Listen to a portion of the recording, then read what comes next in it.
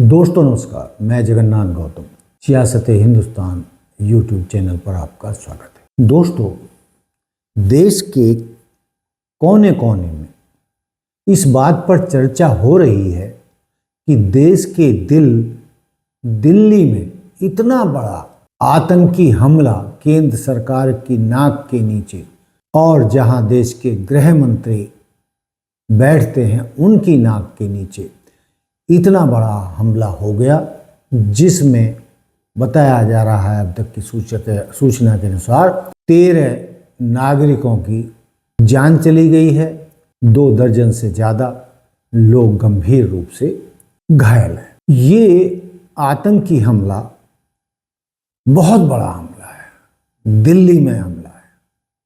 दोस्तों, चर्चा ये है कि जब से देश आज़ाद हुआ, देश में समय समय पर अनेक केंद्रीय मंत्रियों ने कई मुद्दों पर अपनी जिम्मेदारी लेते हुए केंद्रीय मंत्रिमंडल से इस्तीफा दिया। और सबसे बड़ी बात, जो 26/11/2008 में मुंबई पर हमला हुआ था, ताज होटल पर हमला हुआ था, जिसमें लगभग 166 लोग मारे गए थे, उस समय के तत्कालीन गृह मंत्री जो कांग्रेस से आते थे, शिवराज पाटिल ने तुरंत इस्तीफा नैतिक आधार पर दे दिया था या उनका इस्तीफा ले लिया गया। इसके अलावा दोस्तों, इससे पहले की भी बात करें तो जब 1962 में चीन ने भारत पर हमला किया था, और हमें ये कहते हुए तनिक संकोच नहीं है कि उस समय चीन ने हमें बहुत बुरी तरीके से न केवल हराया था, बड़ी तादाद में हमारे सैनिक मारे गए थे, और चीन ने हमारी हजारों किलोमीटर जमीन पर भी कब्जा कर लिया था, जो आज तक बरकरार है। तो दोस्तों, उस दौरान भी तत्कालीन देश के रक्षा मंत्री ने वी.के. कृष्ण मेनन ने नैतिक जिम्मेदारी लेते हुए कि उन्होंने सही तरीके से अपनी भूमिका नहीं निभाई, सैन्य तैयारियां नहीं कराई, जिससे कि देश को हार का मुंह देखना पड़ा और बड़ी संख्या में सैनिक हताहत हुए। और उन्होंने नैतिक जिम्मेदारी लेते हुए पंडित जवाहरलाल नेहरू मंत्रिमंडल से इस्तीफा दे दिया था। दोस्तों, इस तरीके के यदि मैं इस्तीफा को गिनाने लगूं तो 2 घंटे की वीडियो बन जाएगी, क्योंकि इस तरीके के नैतिक आधार पर इस्तीफा देने वालों में भाजपा के भी बड़े नेताओं का नाम रहा है। दोस्तों, आप जानते हैं कि जब पंडित जवाहरलाल नेहरू प्रधानमंत्री थे तो उनकी सरकार में भाजपा के वो बड़े हस्ताक्षर केंद्रीय मंत्री थे जिन्होंने कश्मीर के मुद्दे पर नेहरू जी से पटरी ना बैठने पर और उनकी बात ना माने जाने पर उन्होंने इस्तीफा दे दिया था, जिन्होंने बाद में जनसंघ और अब भाजपा पार्टी का गठन किया था।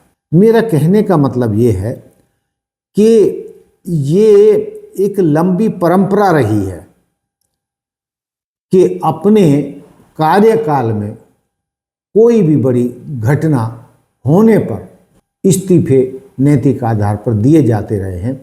एक और इस्तीफे का मुझे ध्यान आ रहा है, जो हमारे प्रधानमंत्री थे शास्त्री जी, जब वो रेल मंत्री थे तो कोई रेल दुर्घटना हुई थी, तो उन्होंने उसकी जिम्मेदारी अपने ऊपर लेते हुए रेल मंत्रालय छोड़ दिया था, यानी इस्तीफा दे दिया था। लेकिन दोस्तों, चर्चा ये है कि दिल्ली में इतना बड़ा आतंकी हमला हुआ है, 1 दर्जन से ज़्यादा लोग उसमें मारे गए हैं, लेकिन बावजूद इसके किसी की जिम्मेदारी नहीं तय की गई।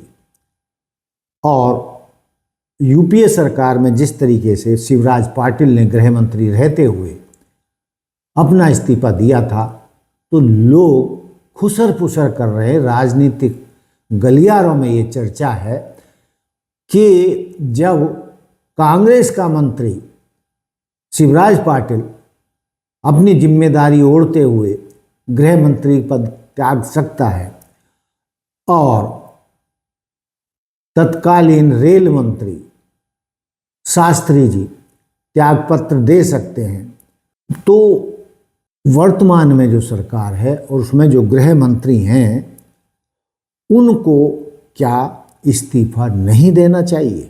और ये बात मैं अपने दर्शकों के लिए भी छोड़े जाता हूँ कि इस तरीके की परंपरा जो नैतिक आधार पर चलती रही है और इसका देश पर बहुत अच्छा असर भी पड़ा है और उस नेता का हमेशा कद भी बढ़ा है जिसने अपनी नैतिक जिम्मेदारी लेते हुए अपने पद को लात मार दी।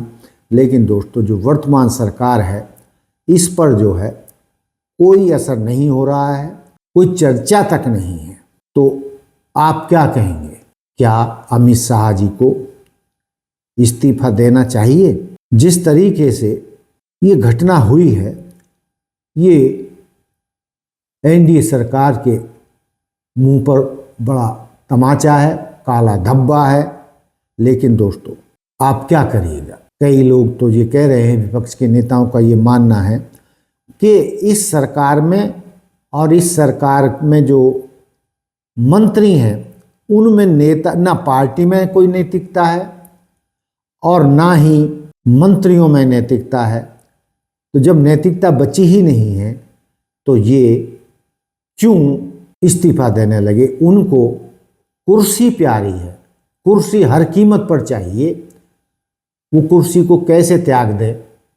दिल्ली में हमला होने पर बेशक एक दर्जन से ज़्यादा जान चली गई, उसका उनकी सेहत पर क्या असर पड़ता है? कहने का मतलब ये है कि देश के नागरिक ये चाहते हैं कि दिल्ली जैसे हमले की भी जिम्मेदारी यदि सरकार नहीं लेगी या गृह मंत्री पर आयत नहीं की जाएगी, या जब एक मामला हुआ था, आतंकी हमला हुआ था जिसमें हमारे सीआरपीएफ के काफिले पर एक बारूद से भरी हुई गाड़ी को टकरा दिया गया था जिसमें हमारे 40 नौजवानों की मौत हुई थी, तब भी किसी ने नैतिक जिम्मेदारी नहीं ली थी। और वो कार कहाँ से आई थी, कैसे आई थी, क्या था, उसका क्या हुआ, उसके लिए कौन दोषी थे, उसका भी आज तक कोई पता नहीं है। उस पर देश की जनता को आज तक लगभग अंधेरे में रखा गया है।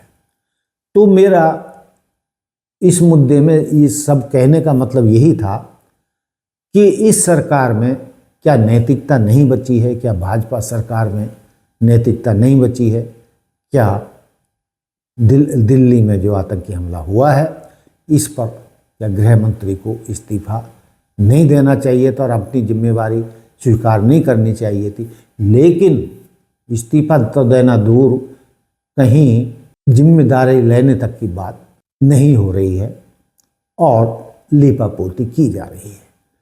तो दोस्तों, मैं ये समझता हूँ कि अमित शाह जी यदि दिल्ली आतंकी हमले की जिम्मेदारी लेते हुए अपने पद से इस्तीफा देते हैं तो उनका कद और बढ़ जाएगा। लेकिन जिसको कुर्सी काट जाती है, कुर्सी का काटा और पूछो मत, नहीं देंगे इस्तीफा। क्यों नहीं देंगे? क्योंकि कथित तौर पर भाजपा सरकार में, एनडीए सरकार में नैतिकता नाम की कोई चीज़ ही नहीं है। नैतिकता होती तो जब हमारे 40 जवान मारे गए थे आतंकी हमले में तब भी इस्तीफा होना चाहिए था, या अब दिल्ली में ये हमला हुआ है तो अब भी इस्तीफा होना चाहिए था। लेकिन ऐसा होता नहीं है और ना ही होगा जब तक ये सरकार रहेगी। तो दोस्तों, मैंने जो मुद्दा उठाया है, आपका इस मुद्दे पर क्या कहना है? क्या गृह मंत्री को इस्तीफा देना चाहिए या नहीं, दिल्ली आतंकवादी हमले की जिम्मेदारी लेते हुए? तो ये मैं फैसला आप लोगों पर छोड़कर जाता हूँ। देखते रहिए सियासत हिंदुस्तान। जय हिंद, जय भारत, जय संविधान। नमस्कार।